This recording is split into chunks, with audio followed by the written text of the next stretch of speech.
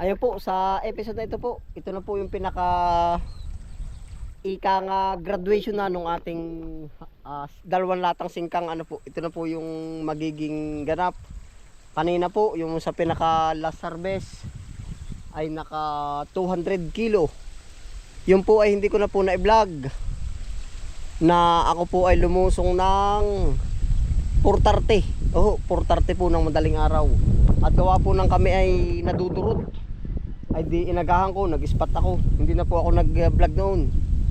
Oh, yan po ang katotohanan. Di ngayon po, kumbaga graduation, alamin natin kung ano ba nangyari, ano ba ang pinagdaanan ng ating pananim na singkang po po. Para sa magtatanong, kumita ka ba, nalugi ka ba, nalugpo ka ba. Oh, yan, ito po, sasagutin ko po hanggang sa malibot natin itong ating gawa. Oh. Di yun nga po, yung sa kahulihan ay naka 200 kilo. Tapos po, pag pinagsuma-suma natin, medyo mahina ako sa kwentahan. Tatarget tayo, i-estimate nung malapit dun sa mga ano po, sa mga na-harvest po. Opo. Ang kabuuan po na pinag-abutan natin nung dalawang data, tatama po siya ng nasa 1,800 kilo. Isang tinulada at 800 kilo po. Opo. Yan. Ari pong kabuong ari. Ito po ay harvest na. Yan. Meron pa po tayo dong ibang nakasingit. Harvest na rin po yun.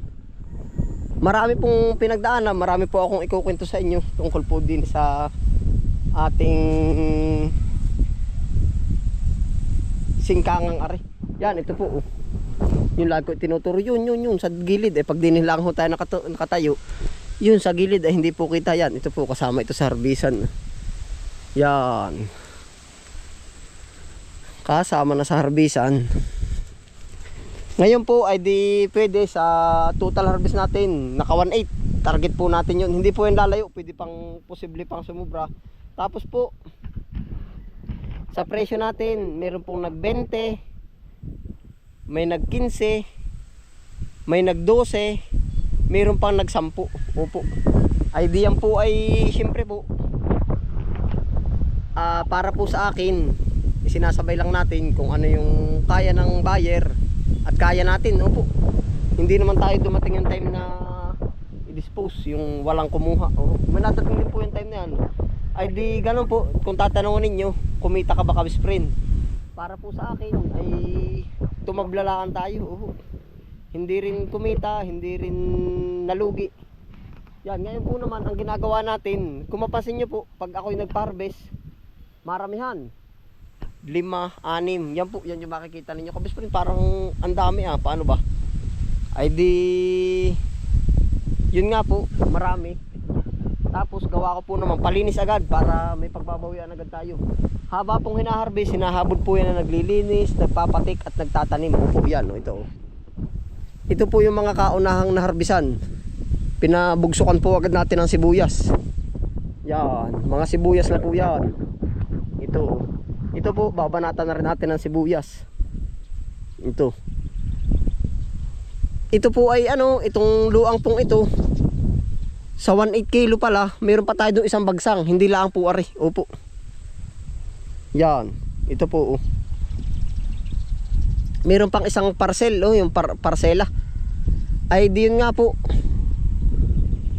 Pagkabungkal, sabay tanim na kaagad. Kumbagay kami po humarbis ng umaga.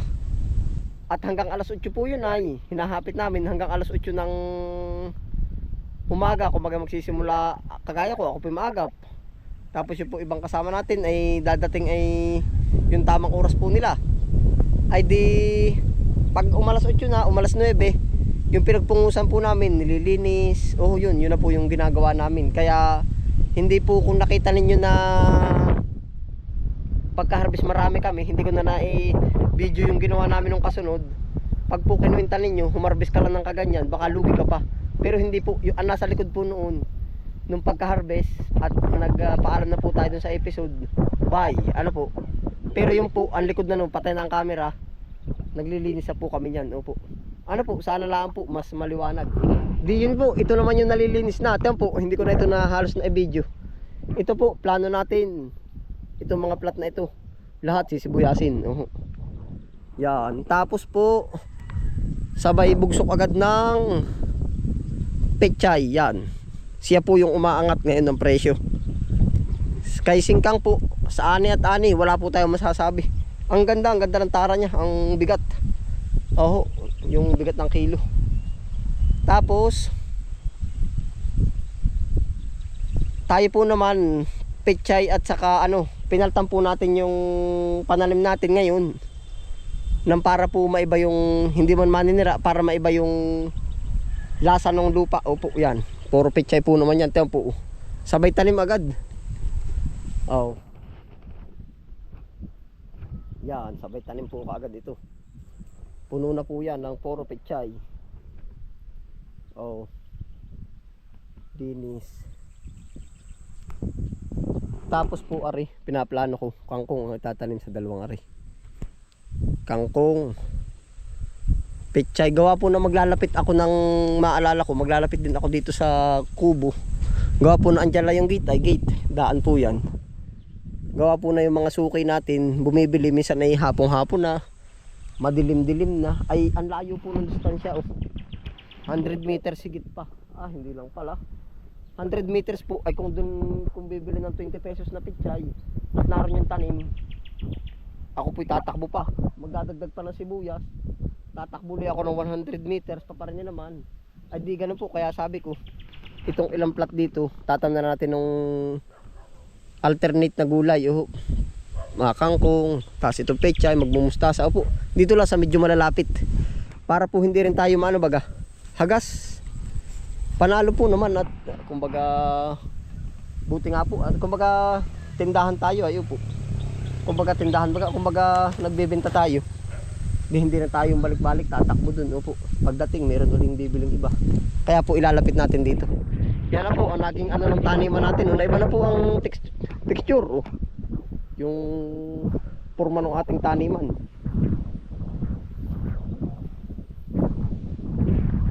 Ayun, diretso na po yan. Ang presyo po pala nito, kaya ito agad yung ating ibinanat pati, ay naglalaro ng 25 to 35 per kilo. Yan, ito. Yan. At saka po pala siyempre may mga followers po tayong nanonood na bumibili minsan sa atin. Kabisprin, ba't ang benta mo sa amin 30 to 25? Yan po ay sa retail. Yung ating pong kinukwenta ay sa wholesale. Kung isang bundle po, makakapagbigay po tayo ng, doon po ba sa singkang marami po ay gawa po ng minsan may nagtanong sa akin magkano na ngayon ng presyo. Di sasabihin ko wholesale. Di sasabihin ko ay 20. Ay minsan bibili kalahating kilo. Siyempre po panggamit lang naman nila. Ay di parang ako hindi maka-atras na teka, dapat pala sa wholesale at sa retail. Hindi po, wala po namang mali doon. Wala. Kumbaga itinatama ko lang at gawa ng pwedeng sabihin natin na si Kabispre naman pala sabi daw 30, pala naman 20. Kumbaga sa wholesale at retail po magkaiba po. Presyong divisorya nga po ay ganun din po naman siguro sa divisorya. Yung pag yung mga damit ang binili mo 12 piraso, di makakatipid ka. Pero pagka po isa-isang piraso, medyo may patong talaga. Siya nga. Yun din po. Ito na po. Ito po ay lang, kumbaga pag-ikot ay yari na agad, kumbaga linis na agad. Yan po ang ginagawa namin para dire-diretso na. Yan, ito na po. Sibuyas. Sibuyas nga doon. Tapos dito puro pechay. Siguro ito lalagyan pa po natin ng pechay. Dini po naman tayo sa kabilang parsela. Yan.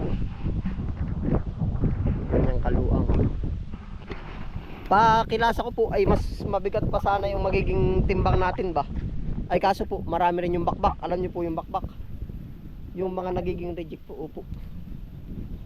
Sa mahinayakin po tulad ko, ako nang hihinaan din po. Pero hindi naman tayo sasabay dun sa mga quality ng ibang biyahe ng mga ibang magtatanim sa iba po sila order po. Kaya kung ano yung kalakaran, doon lang tayo susunod. Oh. Yan, ito po yung isang parsela. Oh. Yan. Oh. Ito po ay kasama sa 1.8 kilo. Kaya po ang kung susumahin yung kwintata natin na 1.8 kilo, di meron po doon nag 20, 15. Hindi po uniform price. 20, 15, 12, 10. Meron pong gumanyan pa ay ilagay lang po natin sa gitna. Nag 15. 15 per kilo, 1.8 sa 1,000 ay 15 mil. Pagkatapos ay yung 800 sa 10 ay 8,000, 23 mil. 8,000. Oh, 23 plus 4,000, yung 27 mil po ang ating napera dun sa 2 latang singkang. Opo. Kumbagay para po sa akin, ayos na rin. Basta nailinis uli. Oh, yeah, ito po. Ganito na po kalinis. Yeah, ito po yung pinaka last ano natin. Last na hinarbisa natin yung kaninang madaling araw ko pong binanatan. Ayan. Oh. Diyan nga po ito. Linis na no. Manding ka po ayan no. Undecided pa ang aking tatanim dito. Alam nyo po yun. Undecided. Ano ba yung kabis pre? Matamis ba yun? Hindi po. Kumbaga wala pa tayong iaanong pananim dito.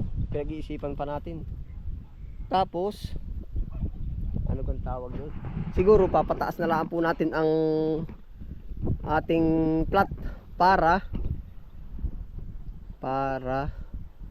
maiga yung lupa, yung mga bakterya po ay mawala. Pero yung pong ibang rekta may pananim na kabis pre sa area ng galing yan ha, na pagkabungkal tanim agad po, yun ay diretso na po. Upo. Siguro lalagyan na lang natin ng soil conditioner, lalagyan natin ng puradan para yung ibang bulati, yung mga bad bacteria medyo mabawas-bawasan po. Upo. Na ay mainit na po uli ngayon dito sa amin. Na ay pati pupuntahan ko yung water pump, nalimutang takipan. Oh. Nalimutang takipan. Ay diyan po ay yung ating isang dalawang lata. Ari na po yung kasunod. Oh. Yan, ito naman yung kasunod. May ready to harvest na po uli. Oh. Malapit na rin. Tingnan nga pala natin ari. Oh yan. Oh. Mga 3 days meron na uli. 2 days. Oh.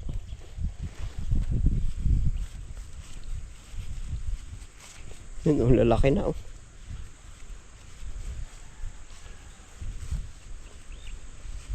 Ay, pwede na nga uli. Pupuntahan po natin yung pump doon.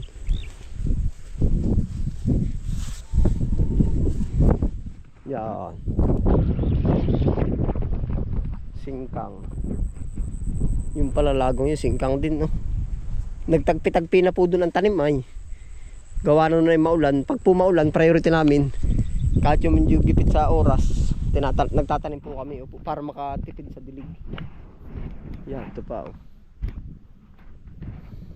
Hindi naman tayo. Tatakpan natin. Yan, ito po, ito mo oh. Basta pagka-harvest, diretso linis na po ito. Lahat. Pagka-harvest, diretso linis. Oh, yan oh. Yan na po. Ang nakikita ko po doon sa ating ano, sa ating technique or ginagawa, kumbaga yung upa sa ani, yung naani ibinabad sa tao. May minsan ho ay nagbubuwis tayo, minsan nagtatabi tayo, kaya po parehasan lang po. Oh, ayos po naman. Oh. Yan. Kumbaga kabis friend, dapat ay kumbaga kaya po sabi ko para ayos, di nakakaraos din naman ako. Upo. Tapos yung ibang bayarin, nababayaran. Yan po ang nakikita kong ano ay. Di basta yun po yung rotation. Oh. sana po naman di tayo umiisip din, sana dumating din yung time na may iba pang maipundar. Opo. Bahala na po, basta sasabihin ko po sa inyo yung anong yun, pagkakataong yun. Yung ating water pump, tatakpan po natin.